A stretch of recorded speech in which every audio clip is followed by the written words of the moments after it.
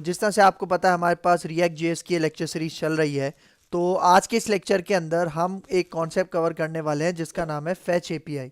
तो भाई देखो, अभी तक हमने अपनी रिएक्ट सीरीज के अंदर एपीआईज का कॉन्सेप्ट कवर नहीं किया, तो आज के इस लेक्चर से हम एपीआईज का कॉन्सेप्ट स्टार्ट कर रहे हैं, जिसके अंदर हम एपीआईज के बारे में बहुत सारी इंफॉर्मेशन यहाँ पे कलेक्ट करेंगे और उसके साथ साथ उसका प्रैक्टिकल भी कवर करेंगे। ठीक है, तो आज का जो कॉन्सेप्ट है कि फेच एपीआई, मतलब हम एपीआईज को किस तरह से कॉल कर सकते हैं अपनी रिएक्ट एप्लीकेशन में, किस तरह से एक्सेस कर सकते हैं, किस तरह से उसको यूज कर सकते हैं। और फिर आने वाले लेक्चर्स के अंदर हम रिएक्ट की एक लाइब्रेरी भी यूज करेंगे जिसका नाम है एक्सियोस, और जिसको एक्सियोस के बारे में पता है कि वो भी एपीआई के हवाले से यूज की जाती है। तो ये होगा हमारा पार्ट नंबर 84 और मैं हूं आपका सर मोहम्मद आदिल, और अब हम अपना लेक्चर स्टार्ट करते हैं।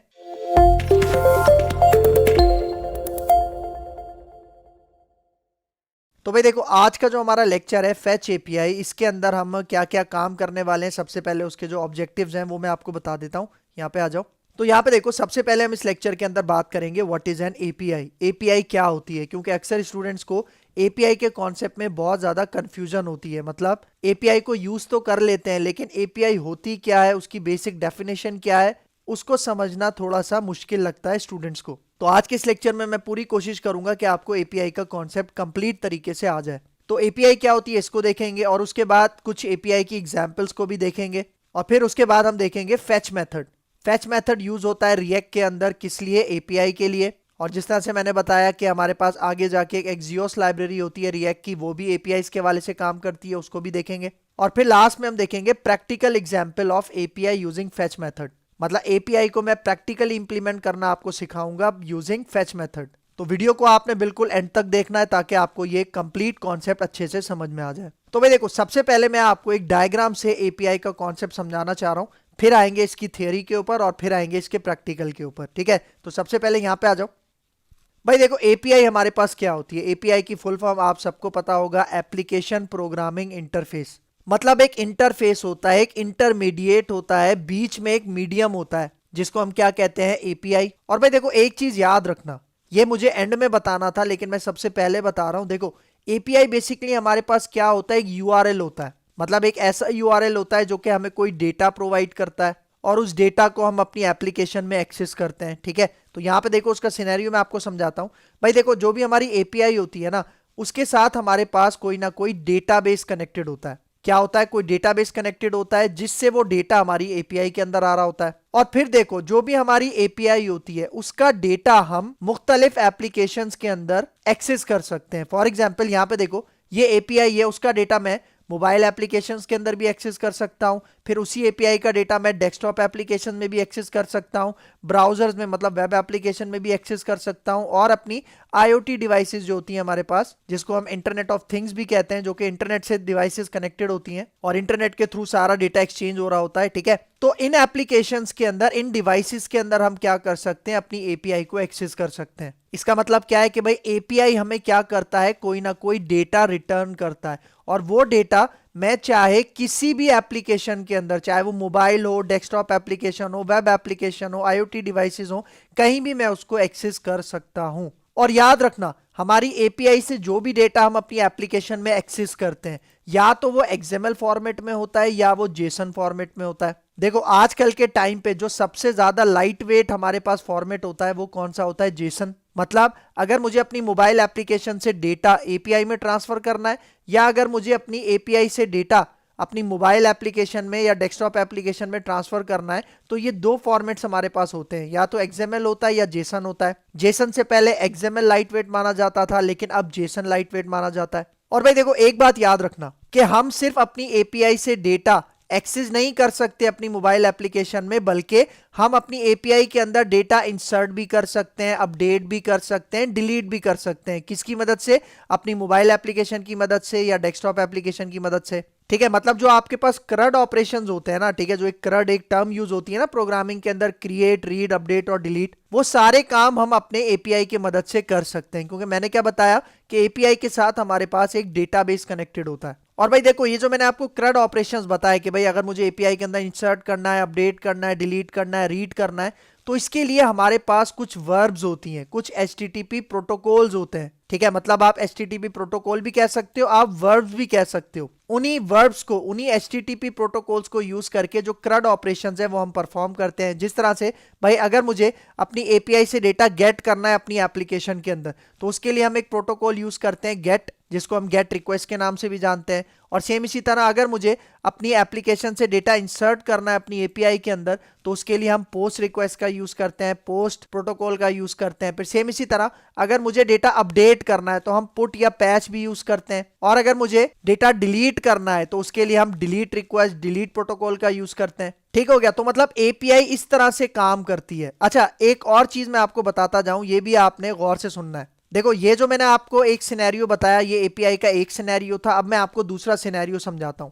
मतलब API हम एक दूसरे मकसद के लिए भी यूज करते हैं। भाई देखो, फॉर एग्जांपल सपोज करो कि मेरा एक स्कूल है, ठीक है। अब स्कूल के अंदर मेरे पास मोबाइल एप्लीकेशन भी चल रही है, डेस्कटॉप एप्लीकेशन भी चल रही है, उसके अंदर वेब एप्लीकेशन भी चल रही है, IoTs के थ्रू डिवाइसेस भी चल रही हैं, मतलब बहुत सारे एप्लीकेशन मेरे पास काम कर रहे हैं। लेकिन उन सारी एप्लीकेशंस के अंदर जो डेटा एक्सेस हो रहा है वो कहां से हो रहा है? API से हो रहा है। इसका मतलब API का डेटा उस स्कूल की सारी एप्लीकेशंस के अंदर क्या हो रहा है? शेयर हो रहा है। इसका मतलब मोबाइल एप्लीकेशन से जो डेटा मैं अपनी API में इंसर्ट करूंगा, वही डेटा मेरे पास मेरी डेस्कटॉप एप्लीकेशन के अंदर भी एक्सेस होगा, ब्राउजर वेब एप्लीकेशन के अंदर भी एक्सेस होगा, और IoTs के अंदर भी एक्सेस होगा। इसका मतलब API के अंदर जो भी आप इंसर्ट, अपडेशन, डिलीशन या डेटा रीड करते हो, वो सारी एप्लीकेशंस के अंदर शेयर होता है। इसलिए अक्सर ऐसा होता है कि एप्लीकेशन बनाने से पहले सबसे पहले API और डेटाबेस बनाए जाते हैं, और फिर उसी API और डेटाबेस के अकॉर्डिंग हम क्या करते हैं? अपनी एप्लीकेशंस को डेवलप करते हैं। क्योंकि भाई देखो, API के अंदर सिर्फ डेटा नहीं होता, API के अंदर आपके पास फंक्शंस भी होते हैं, प्रोटोकॉल्स भी होते हैं, और भी बहुत सारी चीजें होती हैं जो कि हम शेयर कर सकते हैं अक्रॉस मल्टीपल एप्लीकेशंस। ठीक है। तो देखो, अगर ये वाली फिगर आप अपने माइंड में रखोगे, ये डायग्राम आप अपने माइंड में रखोगे, तो आपको API का कॉन्सेप्ट कभी भी नहीं भूलेगा। ठीक है, फिर आगे आ जाओ। अब यहाँ पे देखो, एक और मैं आपको एग्जांपल यहाँ पे बताना चाह रहा हूँ। भाई देखो, आपको पता है कि हमारे पास कोरोना वायरस आया था, ठीक है। तो कोरोना वायरस से रिलेटेड हमारे पास कुछ APIs भी क्रिएट की गई थी, मतलब कंट्रीज ने अपनी अलग APIs भी बनाई थी, और कुछ ऐसी APIs भी थी जो across the world data share कर रही थी। तो फॉर एग्जाम्पल, अगर मैं आपको एक कंट्री से रिलेटेड एक API के बारे में बताऊं जो कि कोविड से रिलेटेड थी, तो भाई देखो, कोविड से रिलेटेड जो हमारे पास API थी, उसके अंदर किस किस्म का डेटा था, मतलब कौन कौन सा डेटा था? उसके अंदर ओवरऑल केसेस थे कि भाई कोविड के कितने केसेस रिपोर्ट हो चुके हैं, और फिर कितनी डेथ्स हो चुकी हैं, उनकी इंफॉर्मेशन भी इस API के अंदर थी। ठीक है, फिर कितने रिकवर हो चुके हैं, और फिर इसी तरह से न्यू केसेस कितने, मतलब ये सारी इंफॉर्मेशन हमारी इस API के डेटाबेस के अंदर मौजूद थी, मतलब इस API के अंदर मौजूद थी। तो भाई इसका मतलब इस API का डेटा अलग अलग एप्लीकेशंस के अंदर एक्सेस हो रहा था। मतलब यहाँ पे देखो कि भाई फॉर एग्जांपल किसी हॉस्पिटल में मोबाइल एप्लीकेशन काम कर रही है, वो इस API से डेटा एक्सेस कर रही है। फिर सेम इसी तरह हमारे पास कोई डेस्कटॉप एप्लीकेशन चल रही है किसी दूसरे हॉस्पिटल्स में, वो भी इसी API से डेटा गेट कर रहे हैं इंटरनेट के थ्रू, सर्वर के थ्रू। और फिर सेम इसी तरह हमारे पास ब्राउजर्स हैं, मतलब वेब एप्लीकेशंस हैं, वो भी इसी API से डेटा एक्सेस कर रहे हैं। और भाई देखो, सिर्फ डेटा एक्सेस करने की बात नहीं है। फॉर एग्जाम्पल सपोज करो, ये मोबाइल एप्लीकेशन जिस हॉस्पिटल में चल रही है, वहां पे भी तो कोरोना वायरस के केसेस रिपोर्ट्स हो रहे होंगे, डेथ्स हो रही होंगी। तो वहां पे क्या होगा कि उन मोबाइल एप्लीकेशंस के थ्रू इस API में डेटा इंसर्ट किया जा रहा होगा, अपडेट किया जा रहा होगा। और सेम इसी तरह डेस्कटॉप एप्लीकेशन है, सेम इसी तरह वेब एप्लीकेशन है।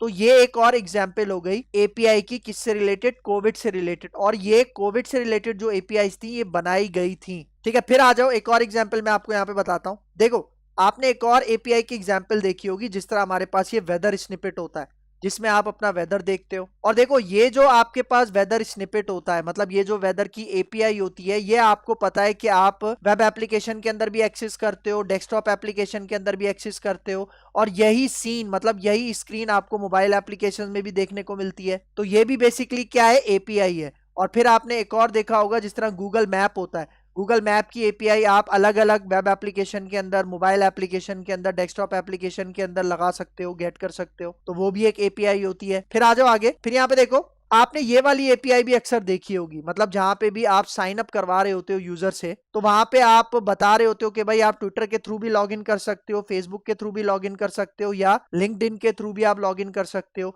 तो ये जो स्क्रीन है, ये भी बेसिकली क्या होती है? एक API होती है। इसके अंदर पहले से बहुत सारा कोड हुआ हुआ होता है, इंफॉर्मेशन सेव हुई हुई होती है। फिर आ जाओ एक और एग्जांपल आपको यहाँ पे बताता हूँ।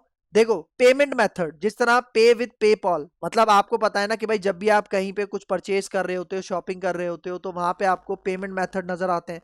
तो ये जो पेमेंट मेथड है, देखो यहाँ पे क्या कह रहा है, पे विद पेपैल। इसका मतलब पेपैल की हमारे पास एपीआई मौजूद है, जिसको हम अपनी वेब एप्लीकेशन के अंदर, अपनी डेस्कटॉप एप्लीकेशन के अंदर क्या कर सकते हैं, इंटीग्रेट कर सकते हैं, ताकि जो हमें पेमेंट रिसीव होती है या सेंड होती है वो हमें कहां से रिसीव हो, पेपैल के पेमेंट मेथड से रिसीव हो। तो ये भी क्या है, ये भी एक एपीआई है।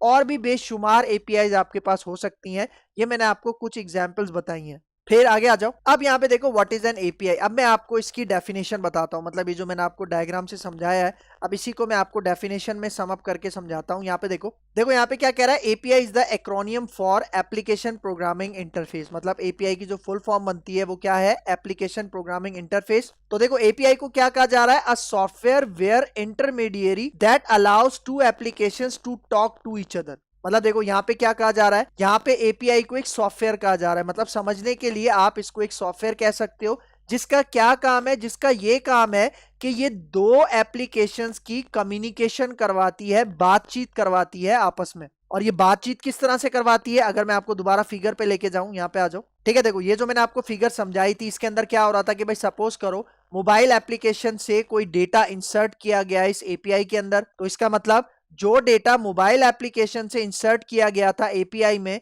वही डेटा एक्सेस कहां पे हो रहा है, डेस्कटॉप एप्लीकेशंस में हो रहा है। फिर सेम इसी तरह डेस्कटॉप एप्लीकेशन अगर कोई एपीआई में डेटा इंसर्ट करती है, तो वही डेटा हमारे पास मोबाइल एप्लीकेशन में भी एक्सेस हो रहा है। तो इस तरह से बेसिकली क्या हो रहा है कि इनडायरेक्टली हमारे पास डेटा की शेयरिंग हो रही है। ठीक है, तो यही पॉइंट इस पॉइंट में बता रहा था। तो मतलब यहाँ पे देखो, यहाँ पे यही बता रहा था कि एपीआई एक ऐसा सॉफ्टवेयर होता है जो कि आपकी मल्टीपल एप्लीकेशंस को आपस में कम्युनिकेट करवाता है, उनकी बातचीत करवाता है। देखो ये सबसे आसान डेफिनेशन है एपीआई की, वरना आपको और भी बहुत सारी टिपिकल कॉम्प्लेक्स एपीआई की डेफिनेशंस देखने को मिलेंगी इंटरनेट पे। फिर देखो यहाँ पे वही पॉइंट बता रहा है जो अभी मैंने आपको बताया, APIs are an accessible way to extract and share data within and across organizations। मतलब देखो यहाँ पे क्या कह रहा है कि APIs के थ्रू आप डेटा निकाल भी सकते हो और शेयर भी कर सकते हो किसी ऑर्गेनाइजेशन के अंदर, या ऑर्गेनाइजेशन के बाहर भी आप एपीआई को सेंड करके उसका डेटा शेयर कर सकते हो। क्योंकि जाहिर बात है, मैंने आपको क्या बताई, जो एप्लीकेशंस होती है वो किसी ऑर्गेनाइजेशंस के अंडर में ही काम कर रही होती हैं। फिर देखो मैंने एक और आपको बताया था कि एपीआई का एक दूसरा मकसद भी है। देखो यहाँ पे क्या कह रहा है, as per Wikipedia's definition of API,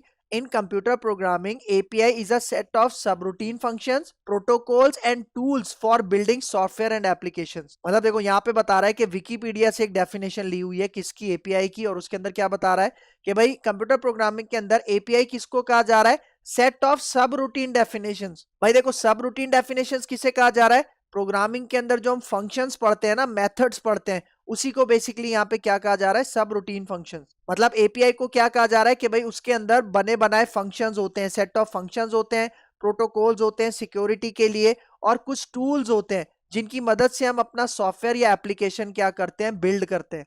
क्योंकि मैंने क्या बताया कि अक्सर ऐसा भी होता है कि भाई हम सबसे पहले एपीआई बनाते हैं, डेटाबेस बनाते हैं, और उसके बाद अपनी एप्लीकेशन क्रिएट करना स्टार्ट करते हैं। तो यहाँ पे यही बता रहा है कि एपीआई आपको सिर्फ डेटा प्रोवाइड नहीं करती, बल्कि फंक्शंस भी होते हैं, प्रोटोकॉल्स भी होते हैं, और बहुत सारे टूल्स भी होते हैं जिसके थ्रू आप क्या करते हो, अपने सॉफ्टवेयर एप्लीकेशन को बिल्डअप करते हो। अब यहाँ पे देखो क्या कह रहा है, व्हाट इज फेच फंक्शन। मैंने आपको बताया था एपीआई के लिए हमारे पास जावास्क्रिप्ट का एक फेच फंक्शन है जो कि बहुत ज्यादा इंपॉर्टेंट है। मतलब अगर हम रिएक्ट की एक्सियोस लाइब्रेरी को यूज नहीं करते, उसके अलावा अगर हमें काम करना है, तो हम फेच फंक्शन का भी यूज कर सकते हैं। तो यहाँ पे देखो क्या कह रहा है फेच फंक्शन के बारे में। देखो, the fetch method in JavaScript is used to request data from a server. मतलब अगर हमें कोई डेटा रिक्वेस्ट करना है, कोई डेटा हासिल करना है अपने सर्वर से, तो उसके लिए हम क्या करते हैं, फेच मेथड का यूज करते हैं, जो कि जावास्क्रिप्ट का है। और भाई आप सबको पता है ना कि जो हमारी एपीआईज होती हैं वो भी कहां से आती हैं, सर्वर से आती हैं। तो जाहिर बात है, सर्वर से अगर हमें कोई डेटा रिक्वेस्ट करना है तो उसके लिए हमें कुछ फंक्शन चाहिए, और वही फंक्शनैलिटी हमें कौन प्रोवाइड करता है, फेच मेथड, जो कि जावास्क्रिप्ट का मेथड है। फिर देखो next point, the request can be of any type of API that returns the data in Jason और एक्सएमएल। मतलब देखो यहाँ पे क्या कह रहा है, जो भी हम रिक्वेस्ट करते हैं डेटा की, वो एपीआई की एक फॉर्म होती है, और रिटर्न में जो हमें डेटा मिलता है, या तो वो जेसन में हो सकता है या एक्सएमएल में हो सकता है। इसका मतलब हम जेसन या एक्सएमएल में ही डेटा क्या करते हैं, रिक्वेस्ट करते हैं, और रिटर्न में जो डेटा हमें मिलता है वो भी जेसन में होता है या एक्सएमएल में होता है। लेकिन जो डेटा हम रिक्वेस्ट करते हैं किसी भी यूआरएल से, तो उसी यूआरएल को बेसिकली क्या कहा जा रहा है, एपीआई। क्योंकि भाई देखो एपीआई जब भी आप किसी से मांगते हो तो वो रिटर्न में आपको क्या देते हैं, कोई यूआरएल देते हैं।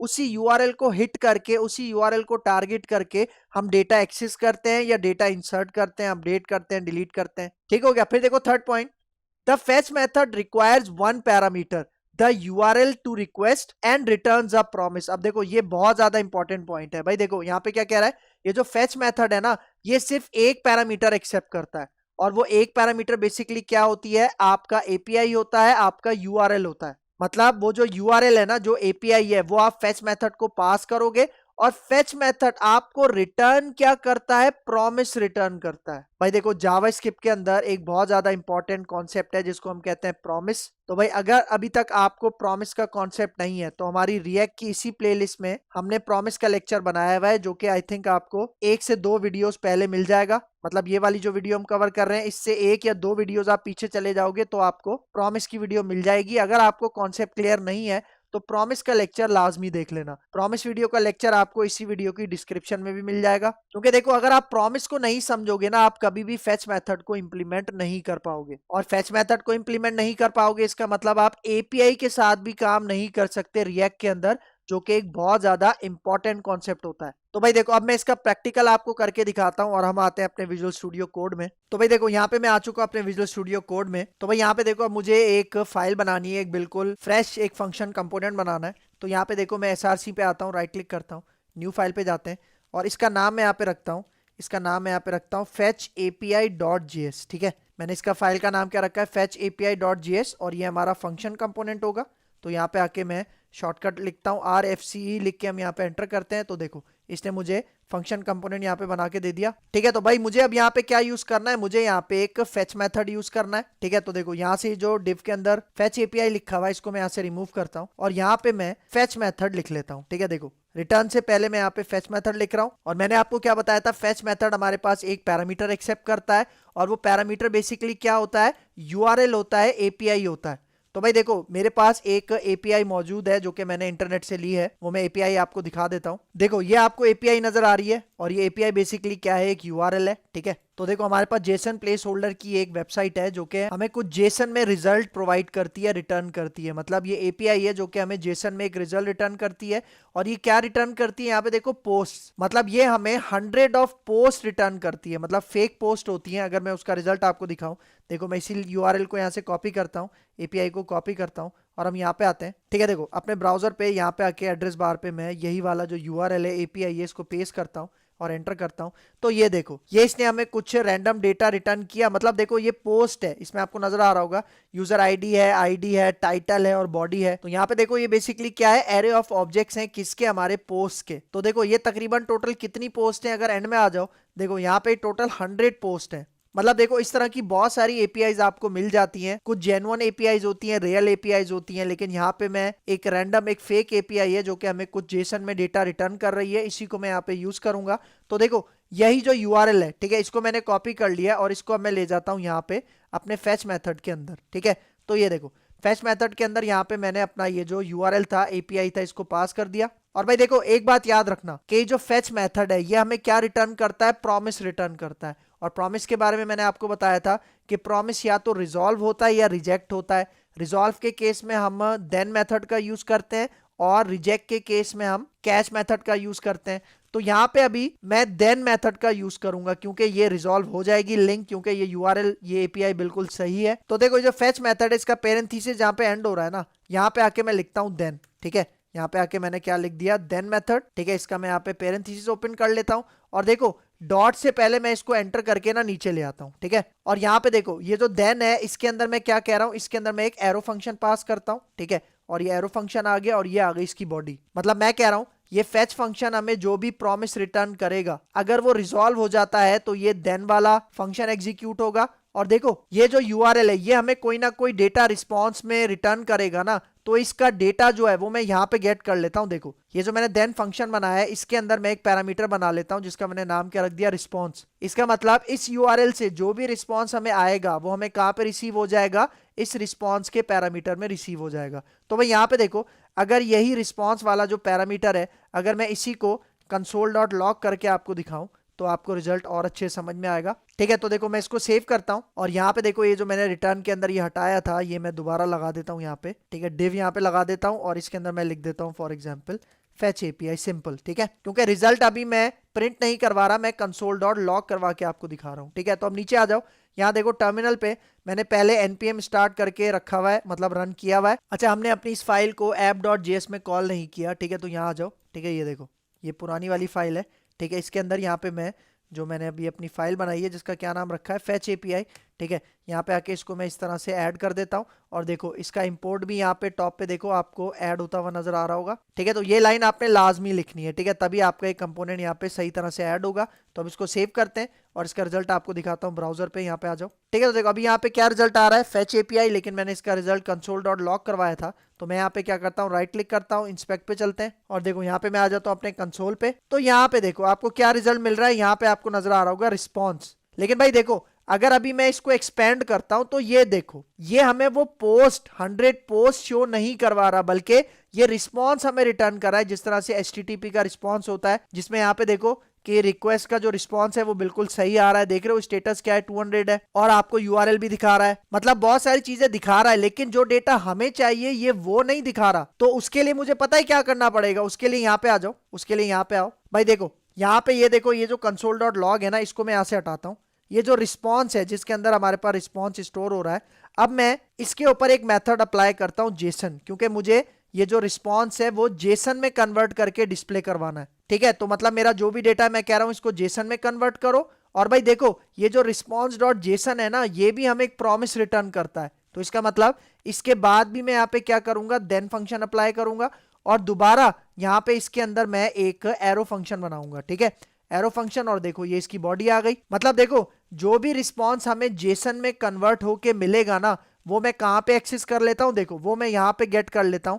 मैं यहाँ पे कहता हूं रिजल्ट। ठीक है, मतलब यहाँ पे देखो रिजल्ट के अंदर मैंने क्या किया, जो भी रिस्पॉन्स जेसन में कन्वर्ट होके आ रहा है वो मैं यहाँ पे रिजल्ट के अंदर गेट कर रहा हूं। इसका मतलब जो भी मेरे पास इस API में से पोस्ट आ रही है ना, उसको जेसन में कन्वर्ट करके मैं कहां पे गेट कर रहा हूं, रिजल्ट के अंदर गेट कर रहा हूं। तो भाई देखो अब अगर मैं इसी रिजल्ट को कंसोल डॉट लॉग करके आपको दिखाता हूं। ठीक है, यहाँ पे देखो कंसोल डॉट लॉग करके यही रिजल्ट मैं आपको दिखाता हूं। तो अब यहाँ पे आपको वो जो 100 ऑफ पोस्ट थी ना, जो इस URL से हमें मिल रही है, वो अब आपको नजर आएंगी। ठीक है, तो इसको सेव करते हैं, ब्राउजर पे आते हैं, इसका रिजल्ट आपको दिखाता हूँ। ठीक है, तो देखो यहाँ पे आके मैं इसको रिफ्रेश करता हूँ तो अब देखो कंसोल में, अब देखो यहाँ पे नजर आ रहा है, देखो 100 ऑफ आपके पास पोस्ट आ रही है। देखो मैं इसको एक्सपेंड करता हूँ तो ये देखो। ठीक है, इसको मैं थोड़ा सा ऊपर ले आता हूँ। ठीक है, ऊपर ले आता हूँ तो ये देखो ये आपको नजर आ रहा होगा, यूजर आईडी टाइटल है और हमारे पास बॉडी है। देख रहे हो ये टोटल कितनी हमारे पास पोस्ट है, देखो 100। लेंथ आपको नजर आ रही है 100, क्योंकि इंडेक्स से शुरू हो रहा है। तो देखो 0 से लेके ये कहां तक जा रहा है, 99 तक जा रहा है। ठीक हो गया, तो मतलब बिल्कुल सही तरह से हमारे पास यहाँ पे क्या हो रहा है, ये जो डेटा है हमें रिसीव हो रहा है। लेकिन भाई देखो हम ना इस तरह से डेटा गेट नहीं करते, मतलब जब भी हम API को हिट करते हैं और वहां से डेटा एक्सेस करते हैं, ठीक है, तो हम इस तरह से नहीं करते, बल्कि ये जो सारा कोड है ना, ये हम लिखते हैं कहां पे, यूज इफेक्ट के अंदर। भाई देखो हमने एक यूज इफेक्ट हुक फंक्शन पढ़ा था, आपको याद होगा, और मैंने आपको बताया था यूज इफेक्ट फंक्शन हम क्यों यूज करते हैं, साइड इफेक्ट्स को कॉल करने के लिए। और जब भी हम API के साथ काम करते हैं तो API को भी हम क्या कहते हैं, एक साइड इफेक्ट कहते हैं। तो भाई अगर किसी को यूज इफेक्ट और साइड इफेक्ट्स के बारे में नहीं पता तो यूज इफेक्ट की वीडियो हमारी इसी प्लेलिस्ट के अंदर से आपको मिल जाएगी। तो वहां से जाके आपको ये कॉन्सेप्ट लाजमी पढ़ना पड़ेगा, तभी आप यूज इफेक्ट को अच्छे से समझ पाओगे और APIs के साथ काम कर पाओगे। ठीक है, तो देखो जैसे मैंने यूज इफेक्ट को यहाँ पे ऐड किया तो देखो इसका इंपोर्ट भी टॉप पे ऐड हो गया। ठीक है, और अब देखो इसके अंदर भी मुझे यहाँ पे क्या पास करना है, एक एरो फंक्शन पास करना है। देखो ये एरो फंक्शन आ गया और ये आ गई इसकी बॉडी, और इसके अंदर वो जो फेच का सारा कोड था वो मैं यहाँ पे क्या कर देता हूँ, कॉपी पेस्ट कर देता हूँ। ठीक है, और भाई एक चीज नोटिस करो, यहाँ पे अभी मैं सिर्फ देन यूज कर रहा हूं, मैंने यहाँ पे कहीं भी कैच यूज नहीं किया। मतलब यहाँ पे मैं कह रहा हूं कि भाई ये रिजॉल्व होगा तभी मैं यहाँ पे देन यूज कर रहा हूं। लेकिन अगर आपको लगता है कि भाई इसके अंदर एरर भी आ सकता है तो तब आप यहाँ पे कैच भी लगा सकते हो इसके साथ। फिलहाल मैं यहाँ पे कैच यूज नहीं कर रहा। ठीक हो गया, तो देखो अगर मैं अभी इसको सेव करूं तो अभी भी ये बिल्कुल सही तरह से काम करेगा। इसको रिफ्रेश करते हैं। ठीक है, ब्राउजर पे आओ तो ये देखो ये बिल्कुल सही तरह से काम कर रहा है और 100 ऑफ पोस्ट हमारे पास बिल्कुल सही तरह से शो हो रही हैं। लेकिन भाई देखो मैं कह रहा हूं कि जो 100 ऑफ पोस्ट है ना, इसको मुझे अनऑर्डर्ड लिस्ट के अंदर डिस्प्ले करवाना है अपने ब्राउजर में। आप अनऑर्डर्ड में डिस्प्ले करवाओ या फिर टेबल में डिस्प्ले करवाओ या H1 पैराग्राफ, जिसमें चाहे आप डिस्प्ले करवा सकते हो। ठीक है, मैं कहता हूं ये मुझे यूएल में चाहिए ये सारा डेटा। तो उसके लिए मैं क्या करता हूं, देखो उसके लिए यूज इफेक्ट से पहले यहां पे मैं एक स्टेट बनाता हूं, और स्टेट बनाने के लिए हम क्या यूज करते हैं, यूज स्टेट हुक यूज करते हैं। ठीक है, और यहाँ पे देखो इसका जो डेटा है वो मैं यहाँ पे गेट कर लेता हूँ। ठीक है, देखो मैं यहाँ पे कहता हूँ पहला वेरिएबल मैं बनाता हूँ पोस्ट, और फिर यहाँ पे कहता हूँ सेट पोस्ट। ठीक है, अब आपको पता है कि भाई ये फंक्शन होता है और इसके अंदर हमारा वो जो सारा डेटा है वो स्टोर होगा। ठीक है, यहाँ पे इज इक्वल लगाता हूँ और मैं कहता हूँ कि भाई इसके अंदर एरे स्टोर होगा ना, एरे ऑफ ऑब्जेक्ट्स स्टोर होगा। तो इसके अंदर मैं यूज स्टेट के अंदर इनिशियल वैल्यू में यहाँ पे क्या पास कर देता हूँ, एम्प्टी एरे पास कर देता हूँ। ठीक हो गया। और भाई देखो अब मैं कह रहा हूँ ये जो रिजल्ट था ना यहाँ पे, ये जो मैं आपको कंसोल डॉट लॉग करके दिखा रहा था, अब मैं कह रहा हूं कि भाई यही रिजल्ट यहां पे सेट कर दो। कहां पे सेट कर दो, सेट पोस्ट की मदद से आप कहां पे सेट कर दो, आप सेट कर दो ये जो मैंने स्टेट बनाई है ना उसके अंदर आप इसको स्टोर कर लो। तो देखो ये रिजल्ट, इसका सारा डेटा कहां पे जाके स्टोर हो जाएगा, इस पोस्ट वाले वेरिएबल के अंदर। मतलब इस पोस्ट के अंदर हमारे पास वो 100 पोस्ट स्टोर होंगी। और कैसे स्टोर होंगी, क्योंकि यहाँ पे देखो मैं सेट पोस्ट को यूज करके ये जो भी डेटा जेसन में आ रहा था ना कन्वर्ट होके, वो मैं यहाँ पे डाल रहा हूँ। तो भाई देखो अब ये पोस्ट के थ्रू मैं डेटा यहाँ पे एक्सेस करता हूँ। ठीक है, तो देखो यहाँ पे आ जाता हूँ। ठीक है, तो यहाँ पे देखो रिटर्न के अंदर ये जो डिव बना हुआ है इसके अंदर से ही मैं फेच एपीआई हटा देता हूँ। ठीक है, और अब इसके अंदर देखो डिव के अंदर मैं क्या बनाता हूँ, एक यूएल बनाता हूँ। ठीक है, एक अनऑर्डर्ड लिस्ट बना रहा हूँ। और भाई देखो इसके अंदर अब मैं क्या करता हूँ, मैं JSX ओपन करता हूँ। और भाई देखो जब भी हमें लिस्ट में से डेटा गेट करना होता है, एरे में से डेटा गेट करना होता है, तो आपको पता है हमारे पास एक मेथड होता है जावास्क्रिप्ट का जिसका क्या नाम होता है, मैप। ठीक है, तो यहाँ पे देखो मेरा जो डेटा है वो सारा कहाँ पे स्टोर है, इस पोस्ट के अंदर, जो मतलब पोस्ट वाली ये जो स्टेट है इसके अंदर सारा डेटा स्टोर है। तो मैं इसके ऊपर ये मैप वाला जो फंक्शन है वो मैं अप्लाई करता हूँ। ठीक है, मैप वाला फंक्शन मैंने अप्लाई किया और मैं कह रहा हूँ 1 बाय 1 जितनी भी पोस्ट हैं वो यहाँ पे आके स्टोर हो जाए। ठीक है, PST के अंदर, मतलब ये मैंने एक पैरामीटर बना दिया और अब इसके अंदर मैं एरो फंक्शन पास करता हूँ। तो देखो ये एरो फंक्शन आ गया और अब देखो इसकी मैं बॉडी स्टार्ट करता हूँ। ठीक है, यहाँ पे बॉडी आ गई। और भाई देखो जब भी आप मैप फंक्शन यूज करते हो और अगर आप इसके अंदर मल्टीपल टैग्स देना चाह रहे हो तो उसके लिए आपको यहाँ पे रिटर्न देना पड़ेगा।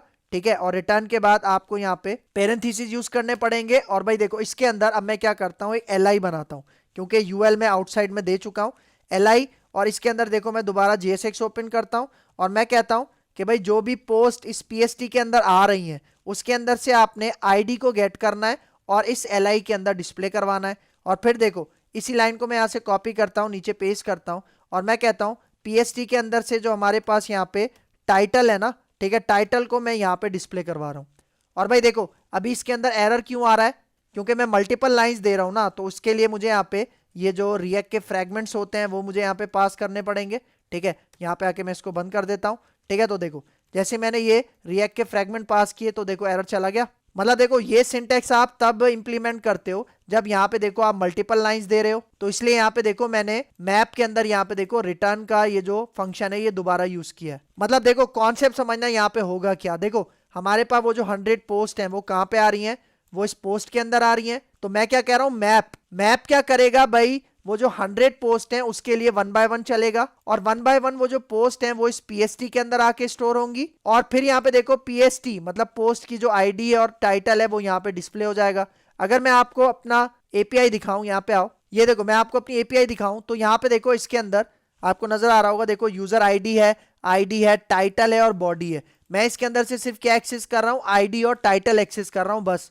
आप चाहो तो ये चारों चीजें भी एक्सेस कर सकते हो। ठीक है, फिर यहाँ पे आ जाओ। ठीक है, तो PST के अंदर 1 बाय 1 पोस्ट आएंगी और उसकी जो ID है और जो टाइटल है वो मैं यहाँ पे डिस्प्ले करवा रहा हूँ।